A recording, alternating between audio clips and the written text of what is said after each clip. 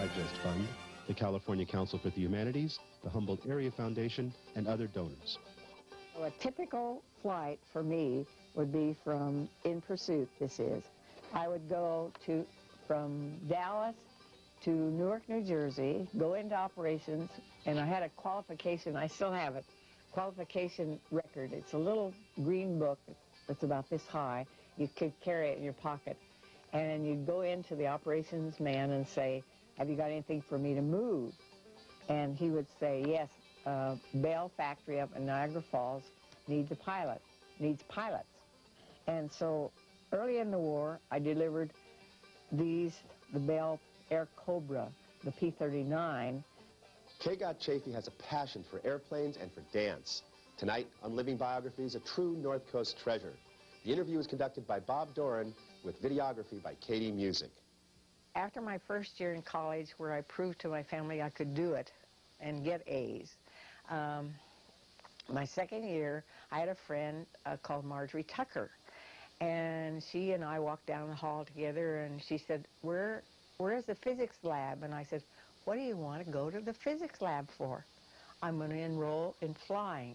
And I said, what? This college, a very secret program, you know, very secret program. They would allow one girl for every 10 men.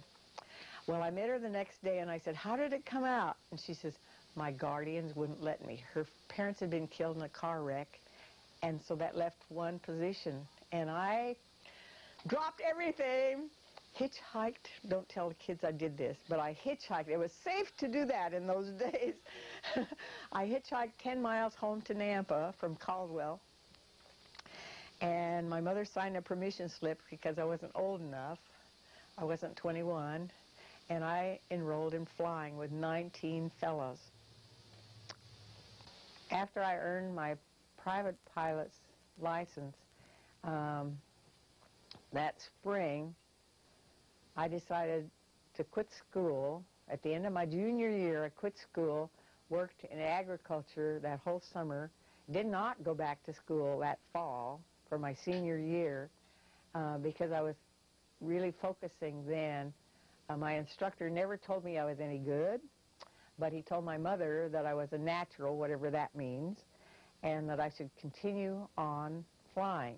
So he arranged, there was a club in Nampa that these fellows, I don't know how many of them, put in $100 and bought an airplane, a Porterfield 65 horsepower tail dragger. And so as the war became more and more imminent to us in 1940, these fellows were drafted or went away. A lot of them volunteered in England as a mercenary because we were not in the war. And so the college and also the town was very aware that Britain was threatened. And so there were these parts of memberships of this club for sale, and my aunt bought one for me for half price, $50. I got in, and I owned a tenth of an airplane for a while. And so what I would do was go out and wash the airplanes, all the airplanes on the field, for a chance to go up for an hour or however long. And then I joined the Civil Air Patrol, and I would fly people if they would pay the $3 rent for the plane or for the gas. And so that's how I got my commercial license.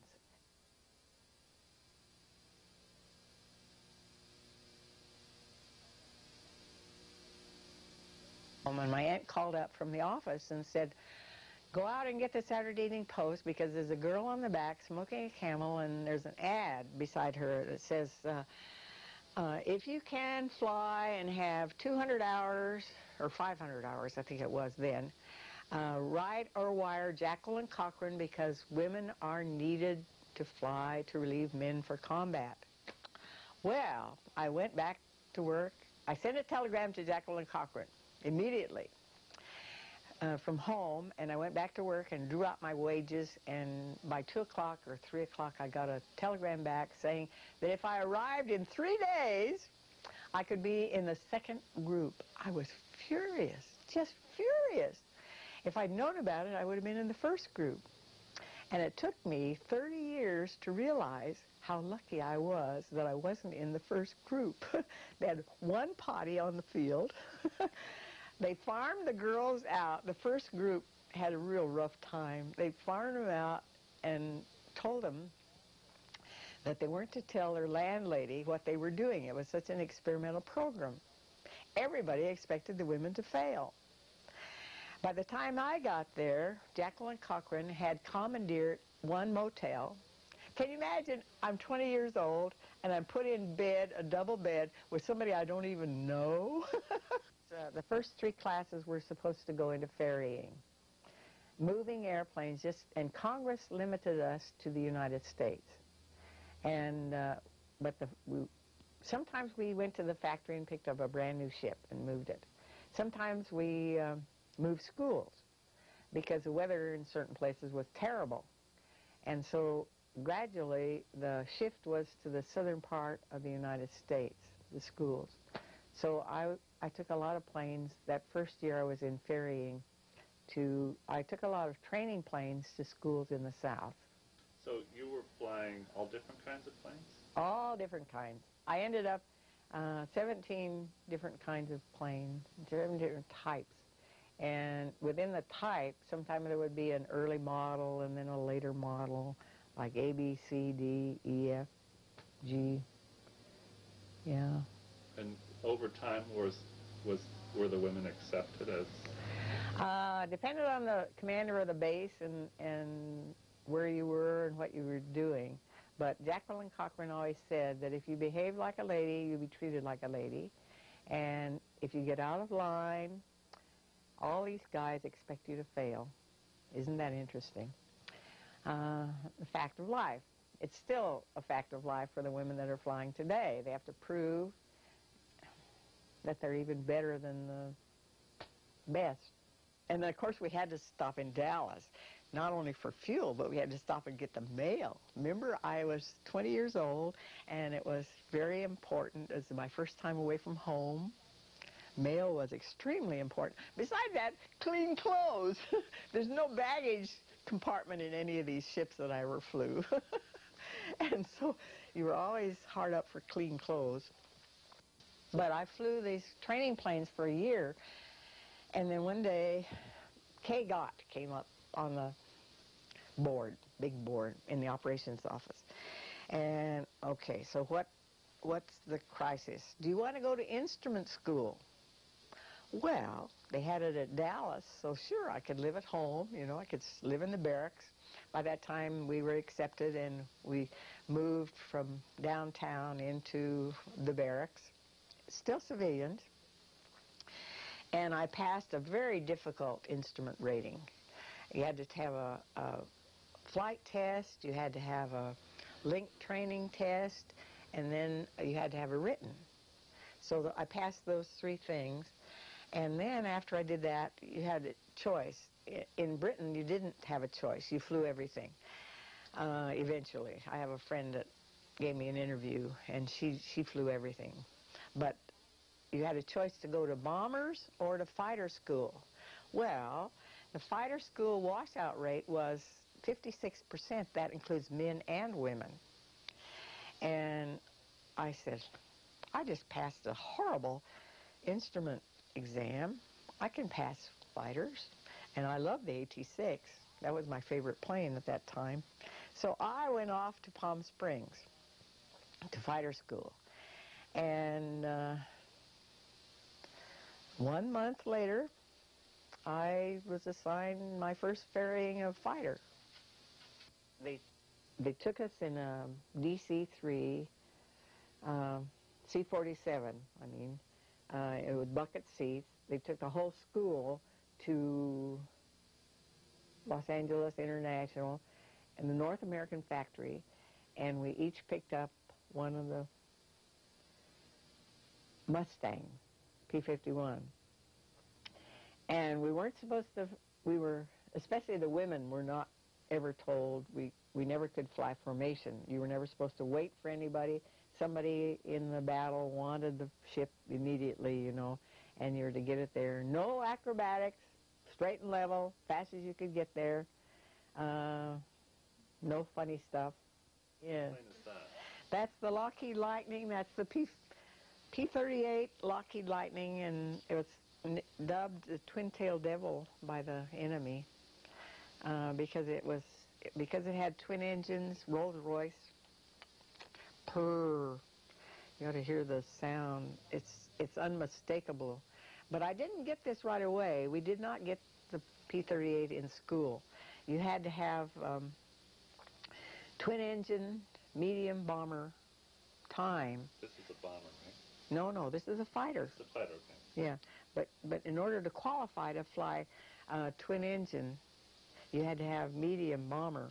So after I'd flown fighters for almost 8 months, my name came up. Did I want to fly? Did I want to learn to fly this plane? Well, of course I did, you know.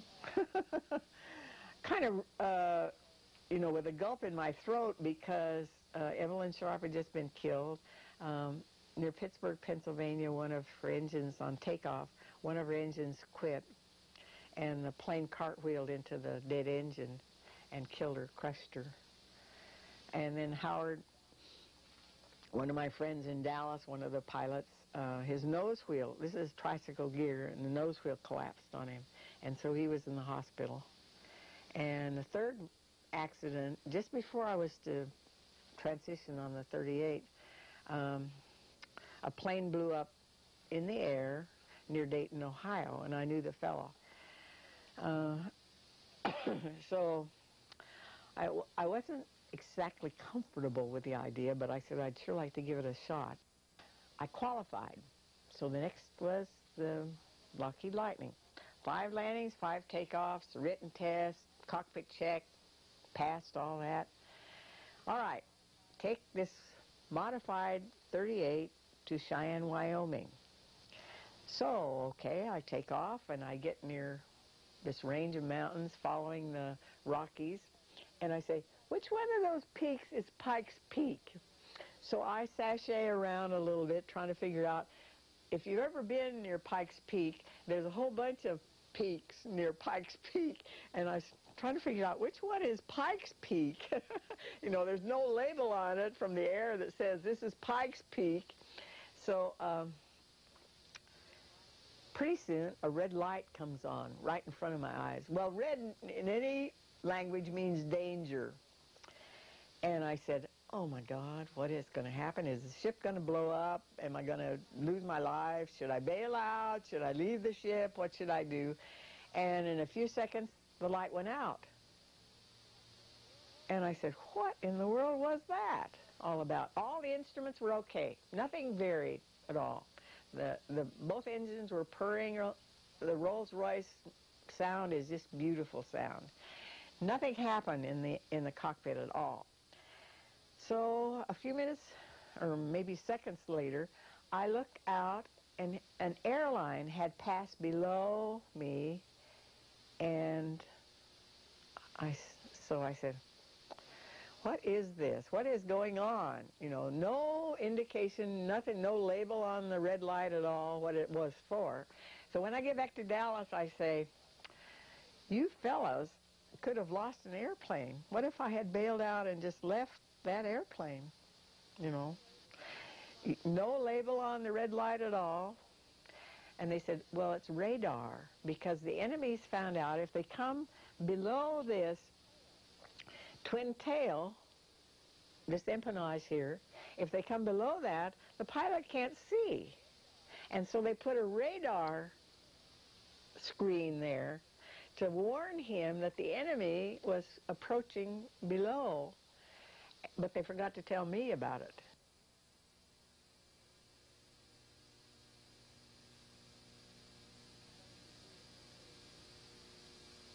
I got a degree in physical education. Yeah. So I taught in junior high school for 3 years in Caldwell. And then I had a chance to go for a teaching assistantship at the University of Oregon. So I went to Eugene, Oregon and got my master's And then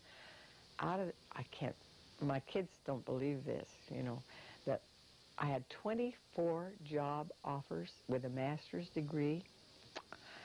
And so a friend called from Arcata, California, and she said, I'm going to get married and leave this job. Would you like to? I said, where is Arcata? Wasn't even on the map.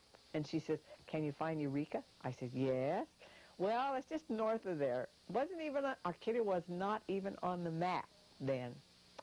So 13 hours on the bus, Greyhound bus, from Eugene, Oregon to Arcata. I get off the bus at 6 o'clock in the morning. Beautiful morning, beautiful ocean view, and I couldn't believe that anybody would want to leave here. So you became a physical education teacher at Humboldt State. Three women in the whole department. Three people in the whole PE department. Joe Forbes, Dr. Forbes, Ted Staffler, the football coach, and me. That was the department in 1950. And this is where you met Keith, your husband? Yeah, I knew him through friends. I knew him. I knew him about 10 years before we got married. And one summer,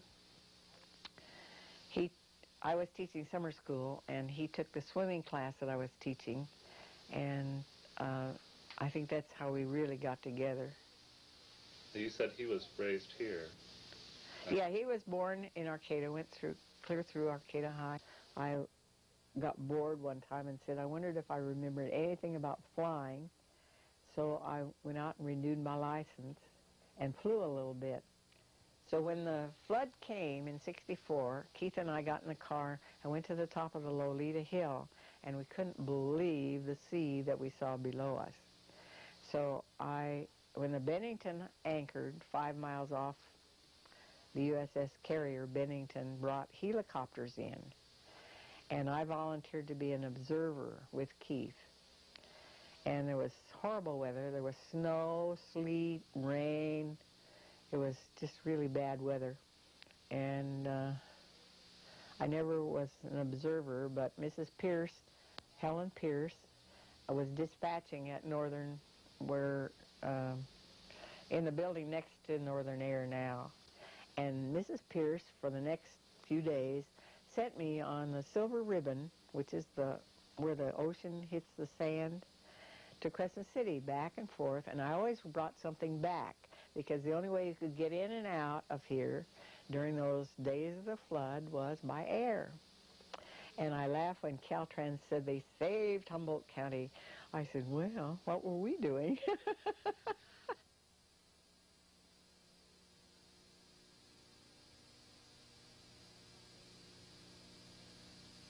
And I taught everything. I taught sports, and I taught archery, and I taught one class of folk dance. And the first class is kind of, I have butterflies on my stomach and all.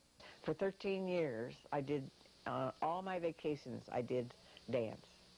And gradually, as the folk dance scene grew, the Folk Dance Federation started in '48, before I got here. But I got in early. I came in '50, so it wasn't that old. And then they started doing camps. Teachers wanted to come and learn more, like me. And so Stockton has become the established summer camp for teachers and people who really wanted to do more in depth. And different years, they emphasized different dances. I found a great satisfaction in dance, all kinds of dance. And I did modern dance, and I was totally bored with the technique part of it. But I loved the creative aspect. And when I got students who were skilled enough to do some composing, we did fantastic shows. I mean, all I did was just encourage and be the impetus. And some of those shows that we did are memorable, really memorable. At what point did it was this Humboldt folk dance, I don't know what the club? Yeah, the club. Was that something that you were involved with? Just in the starting, because they wanted to do. Oh, it started with Ted Kay and Gary Coyne. They didn't want to do the beginning dances, and I said, okay, why don't you divide the hours that you have 2 hours, and why don't you have the first hour be the beginners, and then they can go home, and then the advanced people come a little later. And that would be one way to do it. And I said, I don't want to run your club. I don't want to tell you what kind of dances to do. It'll just be like another class for me. You decide what you want to do. And this is the way you promote leadership, too. So you were the advisor? Or? I was the advisor. And in fact, I still am in the background.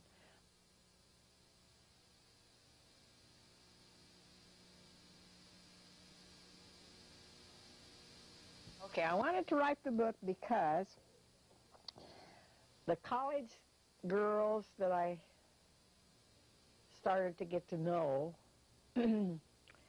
had such low aspirations, and the high school kids that I talked to thought the end of life was getting married. And even though there were more and more opportunities for women, I don't think anybody dared to break out and really do what they were good at. And I said, well, you know, if I hadn't really had a strong desire, there were so many obstacles in my way that if I hadn't really persevered, I never would have made it either. And I never talked about. I was so disappointed that Congress would tell us to go home while we're still useful and still being used, and there was still a need for us to do the job we were doing. I was so disappointed that I never talked about what I did for years. I mean, I bet 20 years I never talked about it at all. And some women are still, that's the high point of their life. And I said to myself, that is not going to be the high point of my life, and it hasn't been. When I went down the Colorado River in 1967 in a rowboat, I thought that was the high point of my life. 19 days in the rowboat in water like this? Well, I don't think that's today I don't think that's the high point of my life, but it's a memorable part, and it's an unusual part of my life. And I think the women should aspire to be more than they think they can be. And they shouldn't let disappointment stand in the way of achieving. And that's partly why I wrote the book. And also to let the women that did this have a little recognition. Because one of the most fantastic people in this book is such a quiet little, should I say mouse?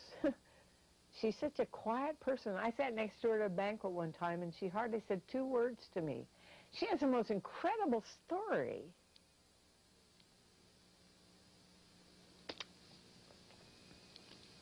And I wrote it up. She gave me a taped interview finally, and I wrote it up, and it's in here. And if this is ever made a movie, her story is going to be one of the stories. Because she's such an unassuming person that you would never believe that she was courageous, that she was brave, that she was dependable, that she was loyal, that she could do this. I think Brokaw's book, The Greatest Generation, he pays tribute to the people of World War II, and he says what I think too is that if we hadn't defeated Hitler, we'd be speaking German. If we hadn't defeated the Japanese, we'd be speaking Japanese today. And maybe we weren't the greatest generation, but it was a time when people really pulled together. My mother ended up teaching school in Idaho, and She went back to college, got a degree in mathematics, which is very difficult for me. And she laughed at me, and she said, you flew by math and arithmetic for 2 years and 11 days. When you really wanted to do it, you could do it. And I said, yeah, I guess so. So I think women need to know that they can do. And they've been told so much that they're not good in science, they're not good in math. That's a myth. And also, I think the fact that women generals have actually said this in public, that women make excellent pilots because they have the light touch, and a fighter plane takes a little finger, can fly a fighter. And the bombers everything's hydraulic now. In fact, it's all computerized. And women are more patient, more thorough. Tunner acknowledges that in his book, and he's dead now, but he's the one that did the marvelous airlifts, wonderful organizer. I've never met him, but he married one of the WASPs. And he acknowledges that when the men were afraid to fly the 39, the one that caused so many accidents, women read the tech orders, they followed the rules, and they flew it. And when the B-29 was first out, it was considered a very dangerous plane. So he got 2 women, Tibbets, who was the Enola Gay man. He went down to Camp Davis where they were towing targets, and he picked 2 top women to fly the B-29 around the United States to show the guys, if women can do it, what's with you guys? And I think a piece of history goes like this, that those who don't study the past are condemned to repeat the mistakes of the past. And I think for Brokaw to honor, like it's his father's generation, but to write a book and call it this World War II generation, it's his thank you that he actually lived in a time when people pulled together and were generous and had courage and had belief that we could win.